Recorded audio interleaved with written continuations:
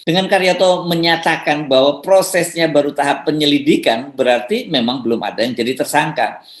Walaupun penjelasan ini sebenarnya agak mengherankan, sebab sebagaimana diungkap dalam investigasi Tempo, itu setidaknya sudah 3 kali dilakukan gelar perkara. Jadi KPK tampaknya sementara ini mencoba mundur selangkah setelah sebelumnya Alexander Marwata terkesan ngegas dan menyatakan bahwa penyelidikan jalan terus dan deklarasi pencapresan Anies tidak mempengaruhi proses penyelidikan yang tengah dilakukan. Mana yang benar nih? Kalau dari pengalaman sebelumnya ya, kita mengamati pola komunikasi dari KPK, itu tampaknya KPK ini setengah mencari jalan terus bagaimana memproses Anies Baswedan, tapi juga mencoba meredam ketegangan. Karena ini kalau semakin banyak tekanan, mereka sendiri juga pasti akan mundur ya.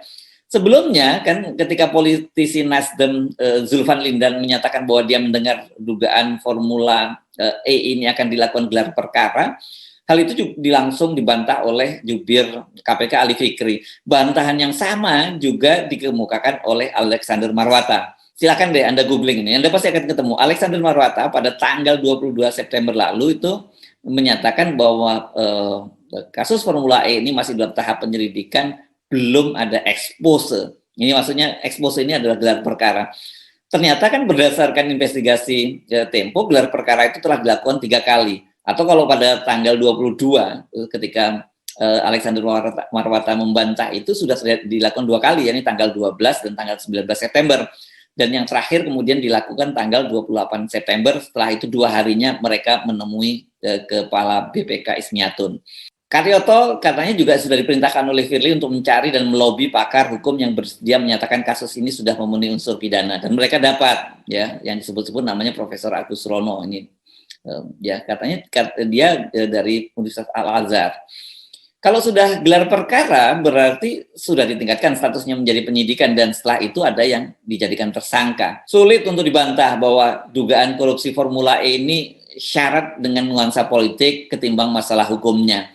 Targetnya Anies harus jadi tersangka, dan keinginan Presiden Jokowi agar Pilpres 2024 hanya diikuti oleh 2 pasang calon dapat terwujud. Tentu dengan catatan 2 pasang calon tapi tanpa Anies sebagai salah satu capresnya. Ini tapi masalahnya setelah Nasdem menyatakan mendeklarasikan Anies ini, dukungan mulai berdatangan. Dukungan terhadap Anies untuk maju sebagai capres itu terus mengalir.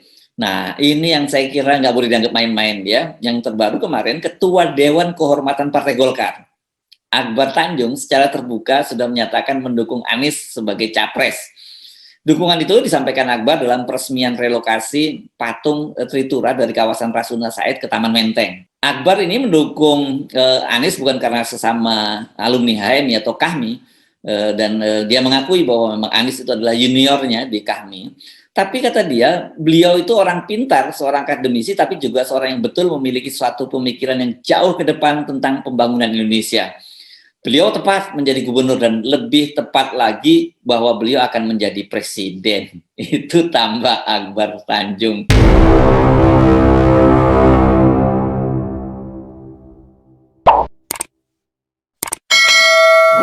Assalamualaikum warahmatullahi wabarakatuh. Saya Hetzbunu Arif dari Forum News Network. Apa kabar Anda semua? Semoga selalu dalam keadaan sehat walafiat. Partai Nasdem menyatakan pasang badan untuk Gubernur DKI Anies Baswedan yang telah secara resmi mereka calonkan menjadi capres pada Pilpres 2024. Sementara KPK tampaknya untuk sementara ini memilih mundur selangkah dan menyatakan bahwa kasus Formula E ini masih dalam tahap penyelidikan, sehingga saat ini belum ada yang ditetapkan sebagai tersangka. Pernyataan bahwa Partai Nasdem akan pasang badan untuk Anies Baswedan itu dinyatakan oleh Wakil Sekjen DPP Partai Nasdem, Hermawi Taslim. Anies, kata Hermawi, telah menjadi bagian dari Nasdem. Mereka akan mendampingi Anies dalam kondisi apapun. Artinya, mulai sejak dia menyatakan menerima bersama kita, kita tentu bersama dia. Dan kalau dia ada apa-apa, tentu kita ada. Itu kata Hermawi Taslim Selasa malam, sebagaimana saya kutip dari CNN Indonesia. Hermawi mengaku tak mau mengkaitkan sikap partainya itu dengan pemanggilan Anies ke Komisi Pemberantasan Korupsi KPK beberapa waktu lalu terkait gelaran ajang balap Formula E di mana Jakarta pada waktu itu menjadi tuan rumah. Kata Hermawi, pemanggilan tersebut merupakan ranah hukum dan tidak punya urusan dengan Nasdem. Namun pihaknya akan terus mengawal kasus tersebut. Karena Anies itu sudah menjadi bagian dari pekerjaan Nasdem ke depan. Kalau ada apa-apa tentu kita harus ikut. Tapi ini tidak spesifik KPK, kata dia. Walau tidak mau mengaitkan dengan KPK, tapi pernyataan ini saya kira semacam jawaban dan sekaligus semacam peringatan lah bagi Wakil Ketua KPK Alexander Marwata yang menyatakan bahwa proses penyidikan gelaran Formula E itu akan terus dilanjutkan. Kendati Anies Baswedan itu sudah secara resmi dicalonkan sebagai calon presiden oleh Partai Nasdem. Apakah deklarasi Capres akan menghalangi KPK untuk menghentikan atau melanjutkan proses ini? Tidak, itu kata Alexander Marwata. Alex menyebutkan deklarasi Nasdem mengusung Anies sebagai Capres 2024 adalah baru sebatas tahap awal. Menurutnya belum tentu nantinya bisa dicalonkan saat pada masa pendaftaran. Saya pastikan proses penyelidikan akan terus berlanjut sampai ditemukan satu titik terang. Apakah itu perkara pidana atau sebatas pelanggaran administrasi atau mungkin perdata. Karena ini masih kami lanjutkan dan kami tidak terpengaruh dengan deklarasi yang bersangkutan sebagai capres oleh salah satu parpol. Ini nggak main-main ya, jelas ya, merujuk pada deklarasi yang dilakukan oleh Nasdem. Untuk menunjukkan bahwa mereka tidak main-main mengusut kasus dugaan korupsi dalam penyelenggaraan Formula E ini, Alexander Marwata mengakui bahwa mereka hari Jumat tanggal 30 September 2022 telah menemui Kepala BPK Ismiatun untuk melakukan koordinasi. Betul, kami sudah berkoordinasi dengan BPK pada hari Jumat di tanggal 30 September.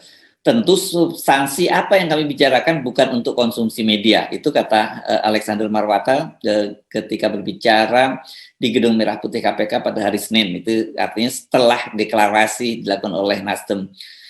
Langkah pimpinan KPK menemui pimpinan BPK inilah yang tampaknya kemudian mendorong Partai Nasdem mempercepat deklarasi pencapresan Anies Baswedan. Berdasarkan investigasi yang dilakukan oleh Tempo, KPK telah melakukan gelar perkara Formula E. Anies kan juga sudah diperiksa dan memberikan keterangan. Hasil gelar perkara, para penyidik KPK yang dipimpin oleh Raden Arif menyatakan tidak ditemukan unsur pidana dalam penyelenggaraan Formula E. Namun masalahnya Ketua KPK Firly Bahuri itu ngotot memaksakan agar kasus tersebut ditingkatkan menjadi penyidikan dan Anies itu dijadikan tersangka. Sikap Firly ini didukung oleh Alexander Marwata dan juga Direktur Penindakan Irjen Pol Karyoto. Ini menjelaskan mengapa kemudian Alexander ini banyak bicara dengan media ya karena dia memang sekarang menjadi salah satu tersangka dalam petik ya, memaksakan Anies untuk menjadi tersangka. Sementara dua wakil ketua KPK yang lain, Nawawi Pamulango dan Nurul Gufron dan para penyidik itu tidak sepakat dengan apa yang dilakukan oleh Firly. Namun Firly tetap ngotot dan dia menyatakan akan turun langsung melobi Kepala BPK Ismiatun. Dan ternyata benar, hal itu dilakukan 2 hari setelah gelar perkara pada tanggal 28 September sebagaimana diakui tadi oleh Alexander Marwata. Firly pada waktu itu menyatakan bahwa mengapa harus segera dilakukan penetapan tersangka, itu sebab bila Anies sudah dicalonkan secara resmi sebagai capres oleh parpol, sulit untuk mereka menetapkan sebagai tersangka lagi karena harus menunggu ya setelah gelaran Pilpres sebab bisa membuat gaduh kondisi politik nasional. Jadi dan kata Firly pada waktu itu kan undang-undangnya KPK memungkinkan untuk menerbitkan SP3 alias surat perintah penghentian penyidikan kalau kemudian ada seorang yang sudah ditetapkan sebagai tersangka tapi kemudian berdasarkan proses penyidikan tidak ditemukan bukti-bukti yang lebih kuat ya bisa di SP3-kan. Itu alasan dari Firly. Jadi sebenarnya ini semacam adu cepat, adu balap dan saling potong gitu dengan partai politik. Nasdem ini pasti juga punya informasi yang valid dan tidak mau kecolongan. Begitu juga dengan partai-partai lain, termasuk Demokrat. Makanya kemudian Anda teringat ya Pak SBY menyatakan turun di gunung karena kemungkinan akan ada kecurangan di Pilpres 2024, atau ada genderuwo, gitu kata Benny Kabur Harman, politisi dari Partai Demokrat. Dan karena itu kemudian Nasdem itu karena tidak mau kecolongan memutuskan untuk deklarasi, walaupun itu dilakukan sendirian tanpa menunggu Demokrat dan PKS.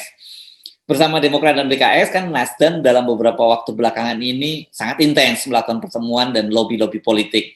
Mereka tampaknya sudah sampai satu kesepakatan ini akan mengusung Anies Baswedan sebagai calon presiden. Tetapi ini tinggal hitungannya siapa yang akan menjadi calon wakil presiden. Tentu saja langkah Nasdem mendeklarasikan Anies ini membuat Firly dan gengnya merasa kecolongan. Kabarnya Presiden Jokowi itu juga marah besar gitu, dan makanya Nasdem juga bersiap-siap para menterinya akan direshuffle.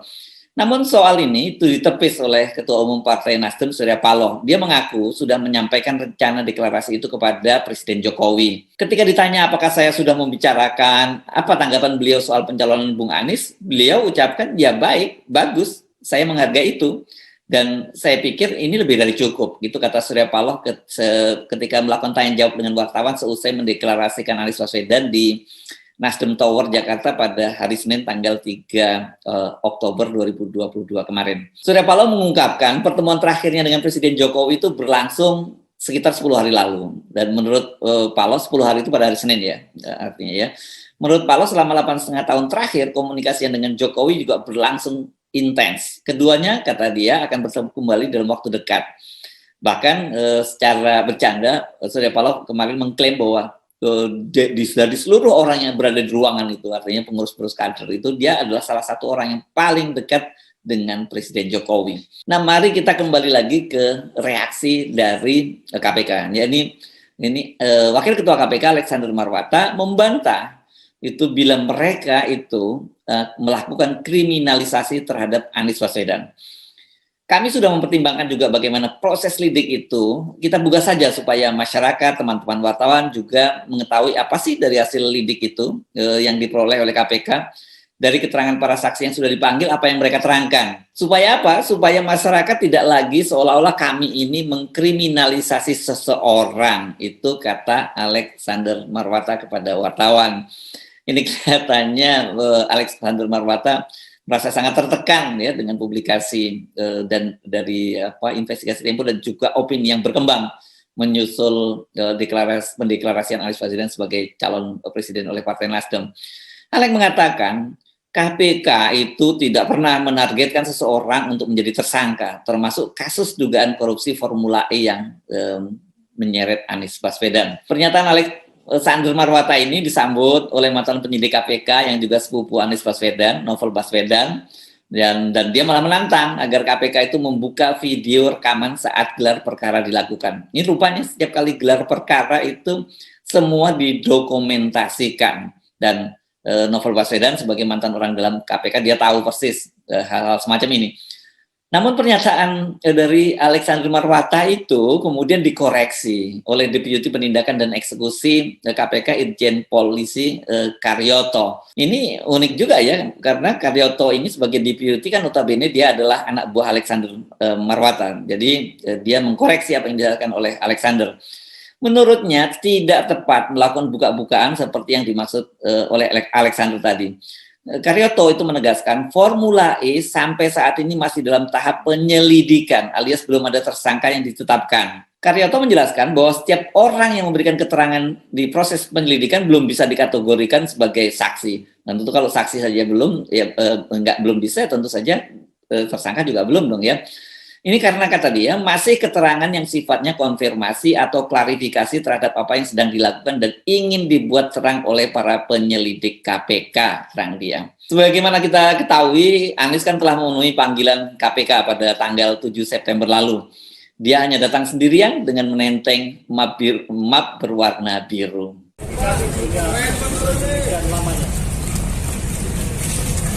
Baik, saya ingin sampaikan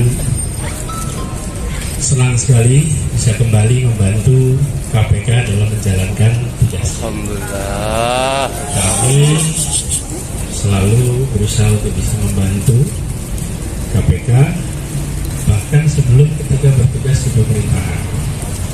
Ketika kami bertugas di kampus, kami menjadikan mata kuliah anti korupsi sebagai mata kuliah wajib dan satu-satunya kampus yang menjadikan itu mata kuliah wajib. Ketika KPK membentuk komite etik dan kami diundang, kami siap membantu menjadi ketua komite etik KPK. Ketika dibentuk tim 8, pada masa itu saya diundang, saya akan sanggup membantu KPK.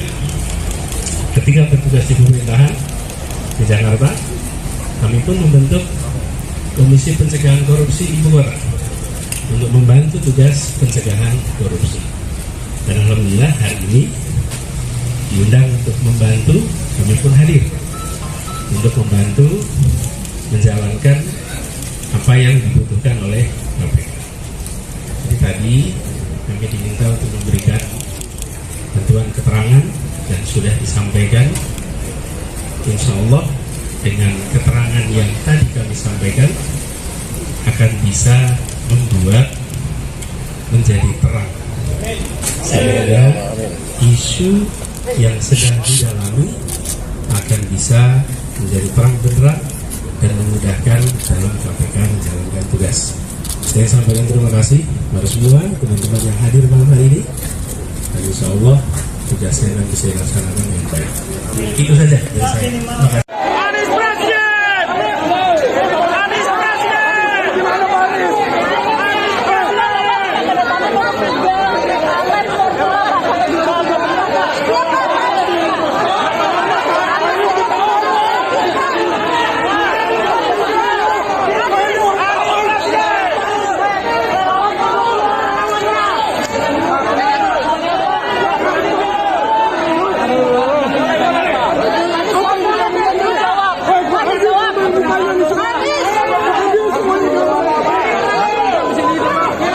Penjelasan Karyoto ini untuk sementara tampaknya bakal menurunkan tensi ketegangan di kalangan pendukung Anies Baswedan dan juga Nasdem. Saya kira ini memang tujuannya ya. Dengan Karyoto menyatakan bahwa prosesnya baru tahap penyelidikan, berarti memang belum ada yang jadi tersangka.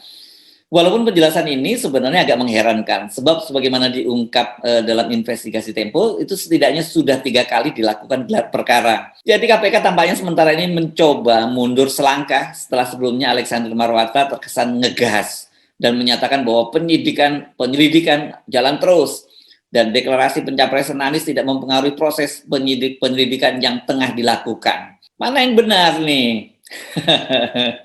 Kalau dari pengalaman sebelumnya ya kita mengamati pola komunikasi dari KPK, itu tampaknya KPK ini tengah mencari jalan terus bagaimana memproses Anies Baswedan, tapi juga mencoba meredam ketegangan. Karena ini kalau semakin banyak tekanan, mereka sendiri juga pasti akan mundur ya. Sebelumnya kan ketika politisi Nasdem Zulfan Lindan menyatakan bahwa dia mendengar dugaan Formula E ini akan dilakukan gelar perkara, hal itu juga langsung dibantah oleh jubir KPK Ali Fikri. Bantahan yang sama juga dikemukakan oleh Alexander Marwata. Silakan deh Anda googling ini, Anda pasti akan ketemu. Alexander Marwata pada tanggal 22 September lalu itu menyatakan bahwa kasus Formula E ini masih dalam tahap penyelidikan, belum ada expose. Ini maksudnya expose ini adalah gelar perkara.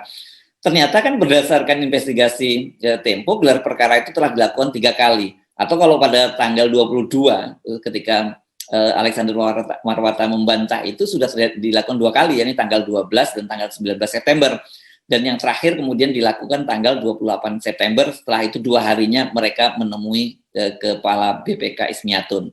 Karyoto katanya juga sudah diperintahkan oleh Firly untuk mencari dan melobi pakar hukum yang bersedia menyatakan kasus ini sudah memenuhi unsur pidana. Dan mereka dapat ya yang disebut-sebut namanya Profesor Agus Rono ini. Ya katanya dia dari Universitas Al-Azhar. Kalau sudah gelar perkara berarti sudah ditingkatkan statusnya menjadi penyidikan dan setelah itu ada yang dijadikan tersangka. Sulit untuk dibantah bahwa dugaan korupsi Formula E ini syarat dengan nuansa politik ketimbang masalah hukumnya. Targetnya Anies harus jadi tersangka dan keinginan Presiden Jokowi agar Pilpres 2024 hanya diikuti oleh 2 pasang calon dapat terwujud. Tentu dengan catatan 2 pasang calon tapi tanpa Anies sebagai salah satu capresnya. Ini tapi masalahnya setelah Nasdem mendeklarasikan Anies ini dukungan mulai berdatangan. dukungan terhadap Anies untuk maju sebagai capres itu terus mengalir. Nah, ini yang saya kira nggak boleh dianggap main-main ya. Yang terbaru kemarin, Ketua Dewan Kehormatan Partai Golkar, Akbar Tanjung, secara terbuka sudah menyatakan mendukung Anies sebagai capres. Dukungan itu disampaikan Akbar dalam peresmian relokasi patung Tritura dari kawasan Rasuna Said ke Taman Menteng. Akbar ini mendukung Anies bukan karena sesama alumni HMI atau KAHMI, dan dia mengakui bahwa memang Anies itu adalah juniornya di KAHMI. Tapi kata dia, beliau itu orang pintar, seorang akademisi, tapi juga seorang yang betul memiliki suatu pemikiran yang jauh ke depan tentang pembangunan Indonesia. Beliau tepat menjadi gubernur dan lebih tepat lagi bahwa beliau akan menjadi presiden. Itu tambah Akbar Tanjung. Dukungan dari Akbar Tanjung ini nggak boleh dianggap main-main. Jangan hanya dilihat dia sebagai Akbar Tanjung pribadi sebagai sama kami, tapi dia menyebutkan tadi bahwa dia juga Golkar dan posisinya memang Ketua Dewan Kehormatan Golkar.